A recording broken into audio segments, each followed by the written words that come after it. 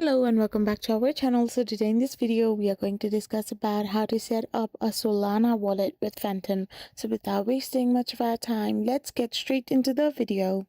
So first of all, you need to install your Phantom wallet on your desktop. Tap open your browser extension, go to Phantom app download, choose your browser and simply install the Phantom extension. Once you have downloaded the Phantom extension, simply create a new wallet. Open Phantom, click on create new wallet, and now Phantom will generate 12 to 24 word secret recovery phrase. Write it down on a paper or note it in your simple security safe. So once you have done this, you can simply create a strong password and secure your wallet. After this, you need to fund your wallet. Simply click on wallet, deposit, and tap on Solana.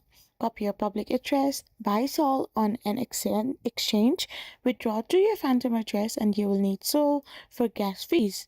Use your wallet to send, receive, and simply use backup and recovery to simply reinstall your Phantom in any other device. So this is how you can simply do it. I hope you found this video helpful. So don't forget to hit that subscribe button and do give us a thumbs up. We will be back again with more informative videos. Thank you for watching.